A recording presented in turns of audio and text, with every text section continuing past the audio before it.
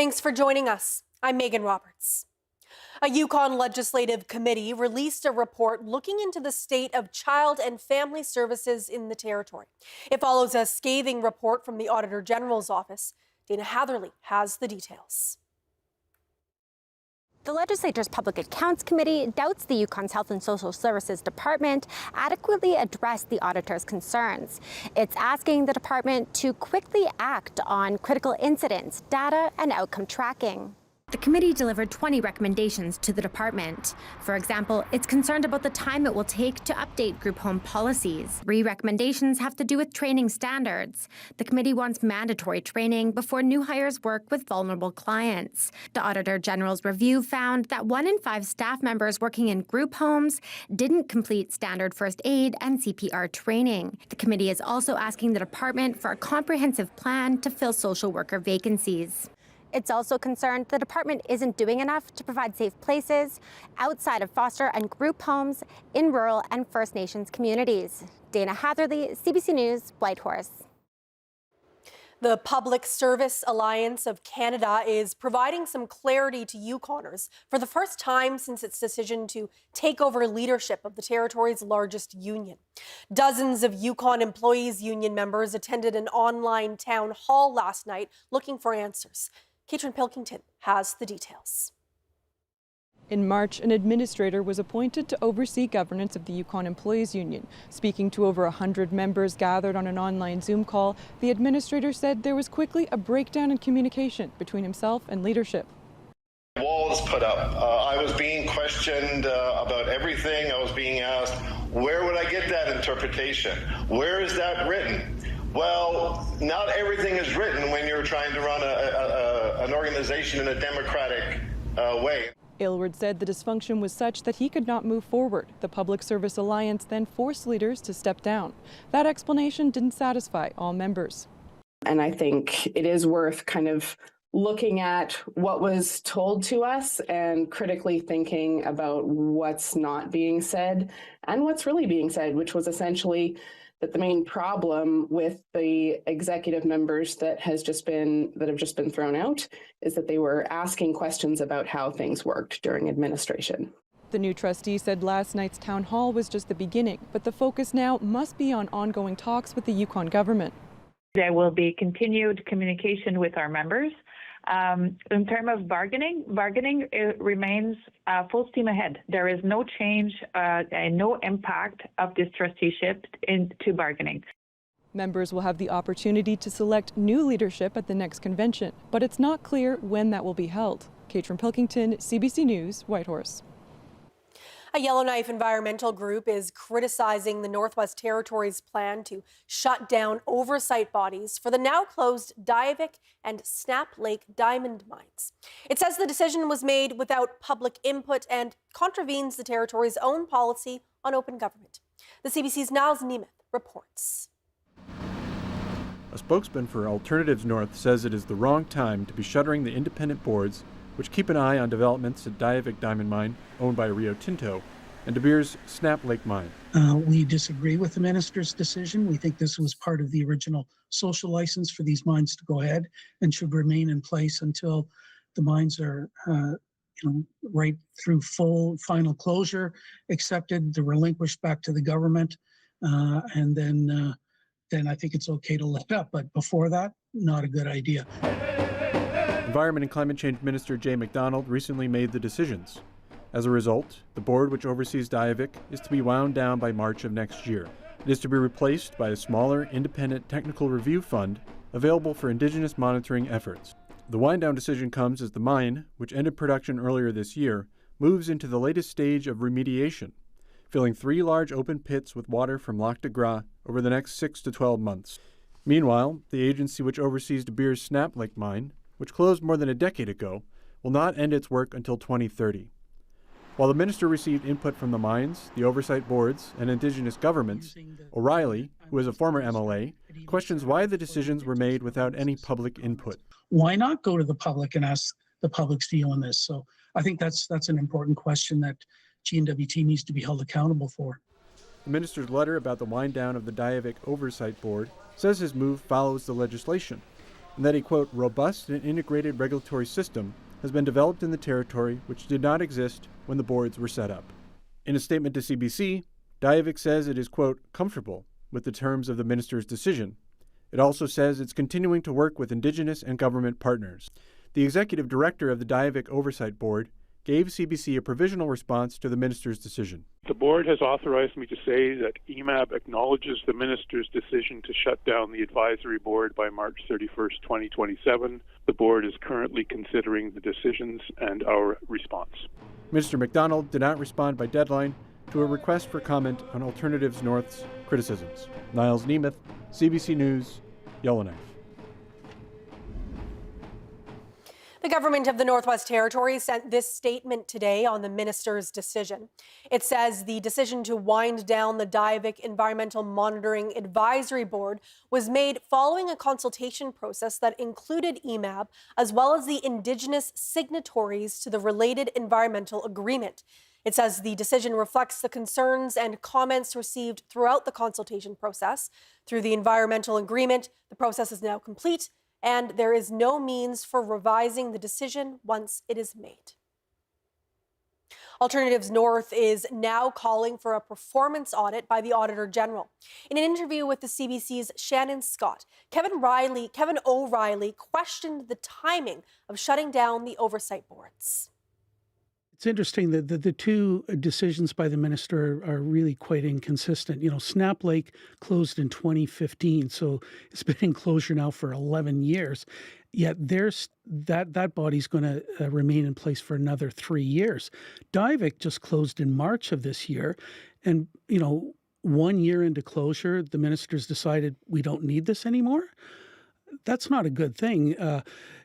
What happens if there's some kind of undetected or unanticipated thing that takes place, or who's really watching this? Sure, there's a land and water board in place, and we have lots of confidence in what they're going to do, but who's there to watch government? And I think that's probably one of our biggest concerns, is shutting this down before as Diavik gets into closure. Why not at least keep it in place for 5 years or something to make sure that the post-closure monitoring results are what they're supposed to be? But to shut it down within a year of closure, not a good idea. And when it comes to the Auditor General, the performance audit that you're calling for, what would you hope to see there? We think it's time that they look at the resource management that's taken place under devolution. GNWT got tens of millions of dollars added to their budget to manage resources. And do they actually spend that amount of money on resource management? And are they doing a good job? We think it's time that be looked at. That is Kevin O'Reilly with Alternatives North. 2 landslides just south of Carcross, Yukon, have forced the closure of the South Klondike Highway. Officials aren't reporting any injuries, but local businesses are being affected by that closure. TJ Deere reports. Amidst the picturesque landscape, disaster.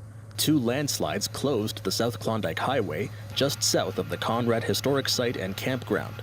The road is closed up to the border with British Columbia. A vehicle was trapped between the slides, but the driver was able to get out.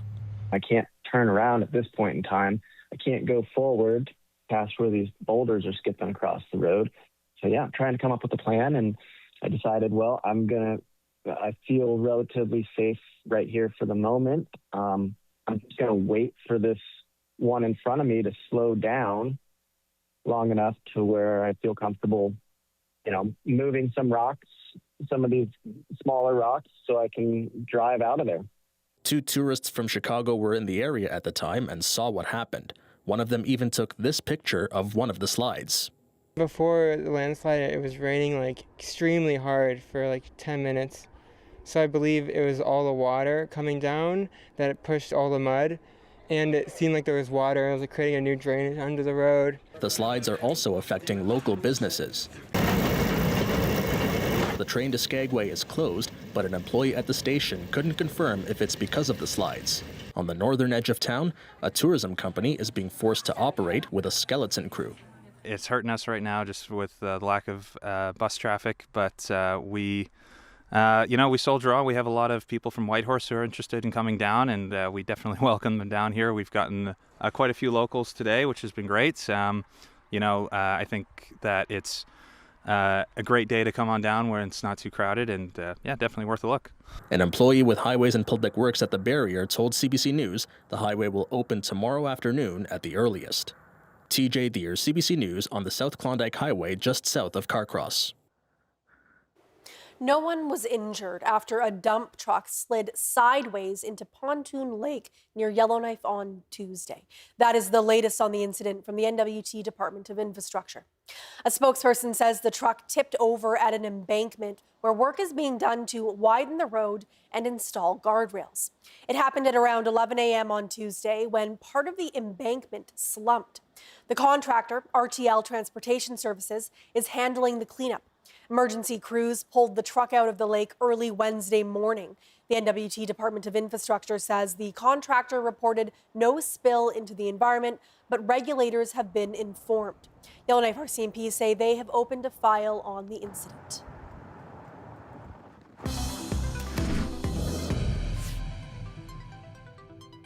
Polar Knowledge Canada is giving almost $4 million to food projects in the north, including one in Nunavut, focused on country food trade and developing fisheries. Bianca McEwen reports. Derek Elias says trading country food between communities is something that's always been discussed in the Kitikmeot region. Because certain communities do get certain species of animals or marine life and some communities don't. Elias is a business development officer at the Kitikmeot Inuit Association. He's working to develop a system to help communities trade country food and develop fisheries. It's one of the Polar Knowledge Canada projects. This one will get about $300,000 over 3 years. Elias says the project means a lot for Kitikmeot communities because of struggles with food availability and costs. Having a good inter-community food trade for country food is very beneficial, especially for the elders, because that was their main diet was country food. And still is today. This is an idea that's been in the works for years. The funding builds on work between Carleton University and communities in the Kitikmeot region. Carleton Public Policy and Administration Professor Stefan Schott says the money can help with an action plan for inter-community trade.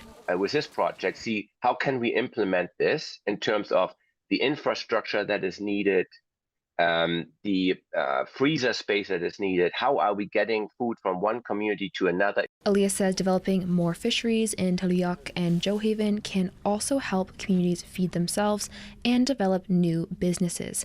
Ultimately, Schott argues this project will help communities be in charge of their own food the way they want it. It's trying to really connect wildlife health, ecological health, and also human health and food security. And that includes mental health as well, to see like how can we bring more people out harvesting, sharing. The project is expected to launch in the fall. Bianca McEwen, CBC News, Iqaluit. Elections Canada has just released the estimated voter turnout among Indigenous communities for the 2025 federal election. And voting rates among Inuit have declined again. Turnout dropped in the last 3 federal votes from roughly 43% in 2019 to just over 30% last year. In particular, fewer than 15% of Nunavik voters cast their ballots. This was in large part due to polling booths closing early or not opening at all in most of the region's 14 villages due to weather and poll staffing issues. Elections Canada has also admitted outreach activities and communication were deficient with all Nunavik communities. The legal representative for Nunavik Inuit says officials need to do better with engaging directly with locals. They have to work with the communities. They can't rely on Makipik or other organizations for the voters to go vote on the federal election. That's their responsibility, that they have to do the proper job, and it was never an issue before. Atami also expressed worry about voter apathy and argued making it mandatory to vote could be an answer. Tributes are flowing in after the death of a 4-year-old boy in the Nunavik village of Ivuyavik. And officials, including the Quebec Coroner's Office, are investigating. Nunavik police say the boy was taken to the local nursing station on August 1st. It's unclear how long the boy received treatment or what treatment was involved. Mandy Gomasti, the MP representing Nunavik, offered her condolences to the boy she called Jussi. She added that Inuit families should have access to safe and reliable health care, and she's urging the province of Quebec and medical staff to ensure the family and community get answers. The Inuit Civic Health Centre says it's fully cooperating with reviews and investigations, and Quebec's health minister says the province is deciding on the appropriate next steps.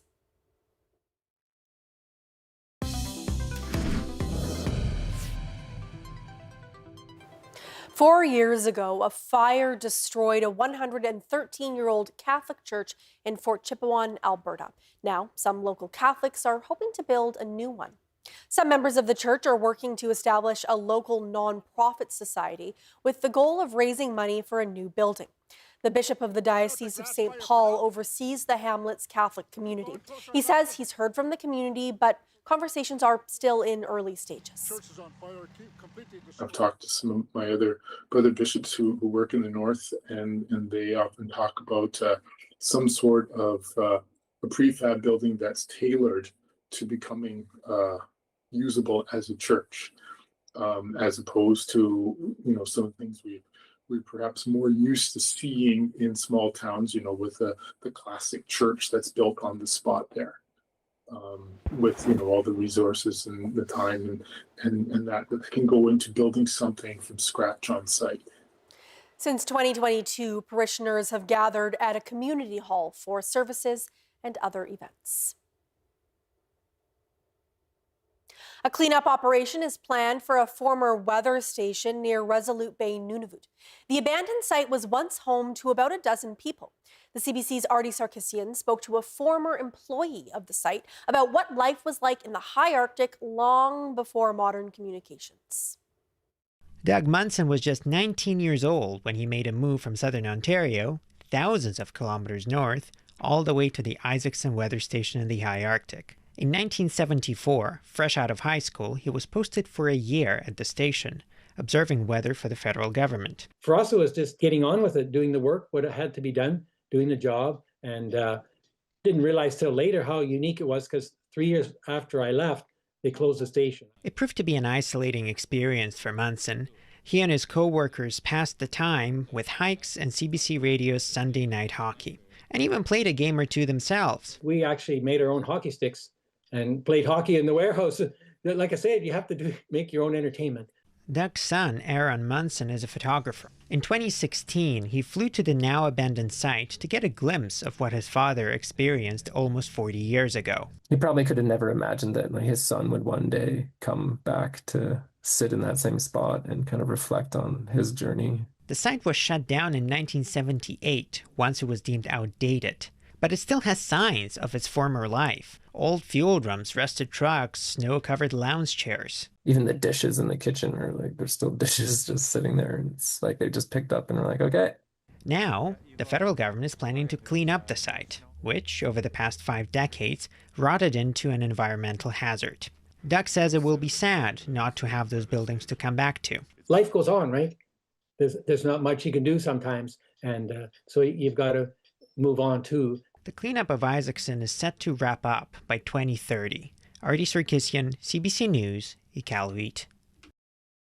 Yellowknife will soon have more options for air travel. Air North is expanding some routes and creating some new ones. The Yukon Airline announced today that it will now fly year-round between Whitehorse, Yellowknife, and Edmonton. That means direct flights between the two territorial capitals all year, and a new option for Yellowknifers traveling to Edmonton.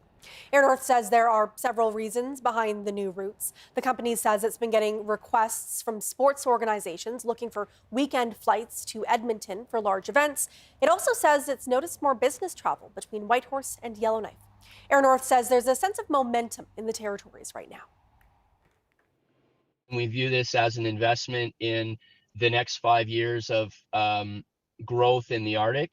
We believe that the Northwest Territories has a number of positives and is heading in a good direction, as well as the Yukon. And so, we're putting our best foot forward to try to put something in that we believe has a lot of long-term potential. Air North also announced a longer season for direct flights between Yellowknife and Vancouver and new connections from Vancouver to Kelowna and Victoria. After playing on sand and rocks for years, Iqaluit residents finally have access to a turf infield for softball, slow pitch, and more. The new surface is meant to increase player safety. The CBC's Mahnur Mubarak has that story. Forget a field of dreams. In Iqaluit, you could say the old ballpark has been more of a nightmare. Ben Hemming knows. He spent 3 years playing softball at the city's diamond. When it hits a divot and then it just pops out, it's like scary. You gotta either duck or put your glove out, and some days you don't have the chance to react. That's why he's thrilled a new infield turf is ready for the games. It costs the city over $30,000 plus some federal dollars. The sand and rock infield, Hemming lamented, would add chaotic spin to the ball as it bounced in play. He's taken a few stray hits because of it, and keeping an eye out wasn't easy either, especially in the wind. You're squinting, you're trying to get the dust out of your eyes while softball's going on, and if you get a pop fly, try to grab it and have that dust in your eye, and it makes the game a lot more difficult. Dean Dominics is president of the city's Slow Pitch League. He says Iqaluit's gone without turf for over a decade, and the dream is to have the ballpark fully turfed, and the infield is a good start. It's slick, it's new. I think there's going to be a lot of players that need to get used to this field, but once they do, it's just going to be a great experience. As for Hemming, he's excited to be able to play on it. We've been waiting for quite a while for this turf, and I mean, now that it's here, it's just a surreal feeling. Mahnur Mubarak, CBC News, Iqaluit.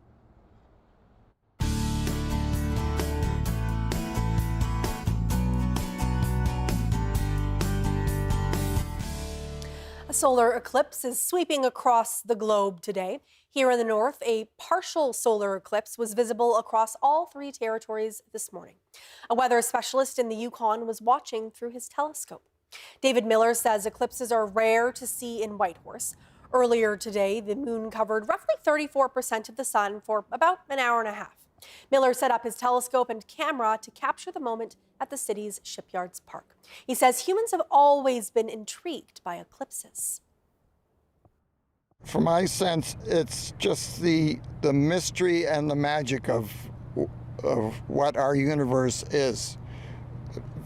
Aside from looking at the sun at night, you look at the stars and we have a wonder of what's going on out there. And that's part of my viewing of the universe and the mysteries that science are working to discover. So it's always fascinating. There's always something new and changing. Miller says eclipse observers should never look directly at the sun, even with regular sunglasses. People need lenses that block more than 99% of the sun's energy to avoid eye damage.